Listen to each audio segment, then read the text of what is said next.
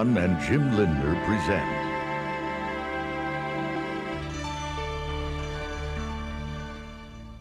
Look at this fish, folks.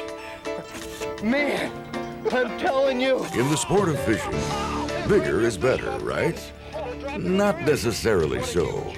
In the USA, the most popular family of fish are the sunfish, crappies, along with other panfish, followed closely by bass, largemouth, smallmouth, and spots.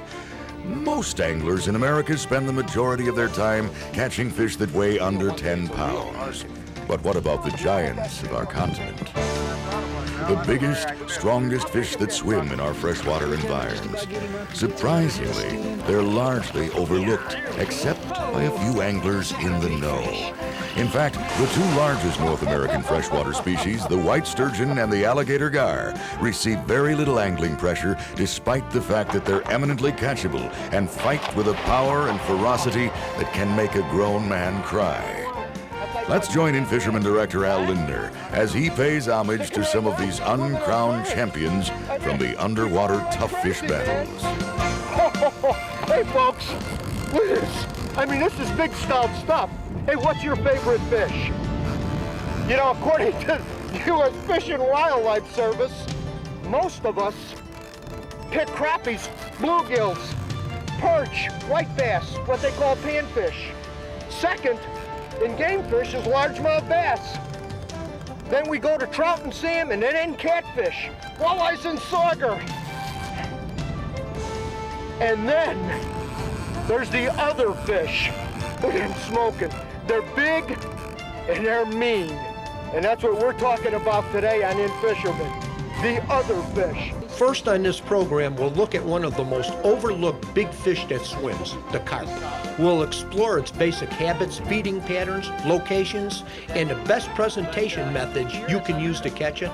Then we'll go down south for some toe-to-toe with what is probably the most vicious fish that swims in freshwater, the awesome alligator gar. And finally, we're going to tangle with the biggest of the big, the white sturgeon. Hey, folks, your back's going to get sore just from watching this one, so brace yourself, because here we go.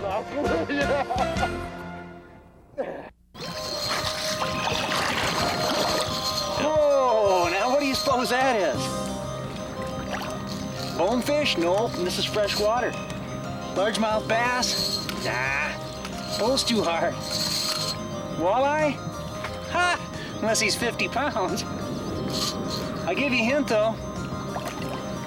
The fish that I have on here is probably the most popular sport fish in the world, particularly in Europe. Now you're just gonna have to stick around and see.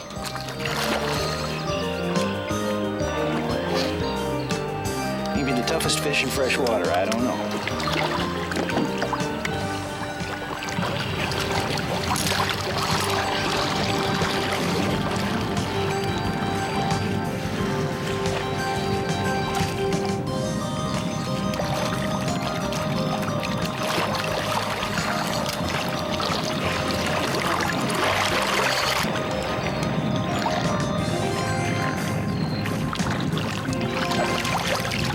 There we are. Ho ho! Now that was fun. You folks just waiting to see what we have here. And you thought it was a big bonefish. And there we go, huh? Mr. Common Carp. Cyprinius carpo. Worldwide, probably the most important, at least one of the most important game fish, particularly in Europe where they are very, very highly esteemed. Only in North America don't people fish for them really that much. And I don't know if that says very much for North Americans. Let's get him back in the water here. 100-yard run there. I've got 10-pound test line on. And he took me for 100 yards of line halfway into that spool. Now look at this fish, just immaculate. They have a wonderful sense of vision. They can taste and sense things way above and beyond most other sport fish. They have a lateral line system and a hearing system that is much more advanced than all the rest of the game fish most people are fishing for. And yet, we don't cherish this fish. I don't understand it. We're gonna let this guy go to fight again, because a sport fish like that deserves to fight again. That fish is maybe 15 years old. And if it happens to be against the law in your state, hey, don't write me, because I would consider that an appropriate act of civil disobedience. Write your congressman and get the law changed, all right? Hey, we got to catch another one.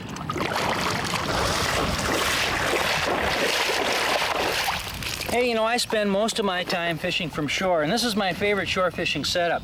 I've got a long rod to help me make long casts, then I've got 2 fork sticks, and I've got the rod laying in the fork sticks just like this.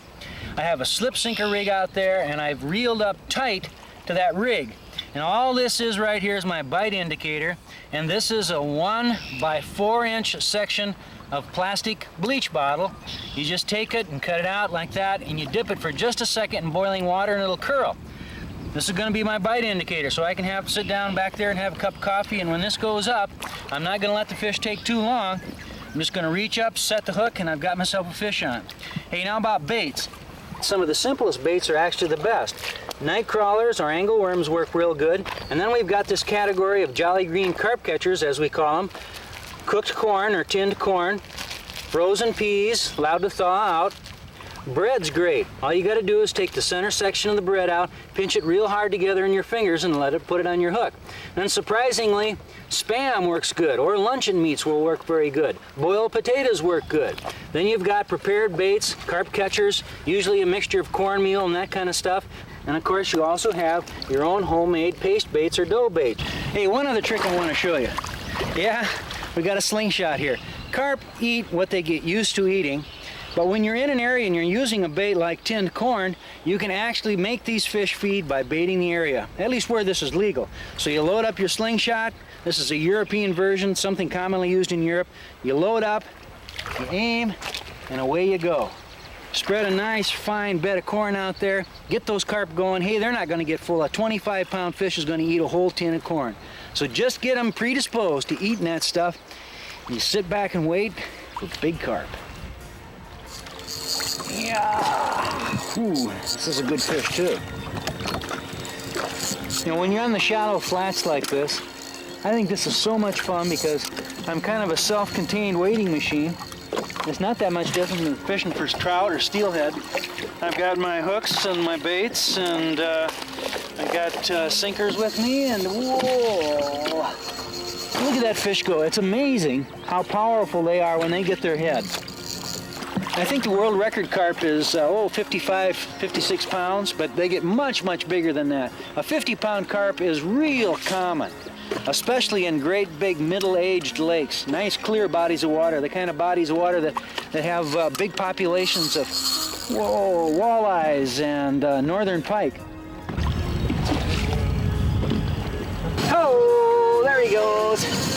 He saw my boots finally. I don't think he's known he's hooked until right now. Oh, I thought I had him beat, and now he's another 40 yards out there. One more time, right up here, come on. Every time I just about get him up, he gets another head of steam. Yeah, there we go. Oh, is that a big fish? Man, oh man. There, let's see if we can't get that big guy out of the net. Man. Man, oh man, look at the mouth on this thing. Oh, mama. Is that a big fish? There, get the net off there. Man, oh man. Look at this. Is that an armful or what?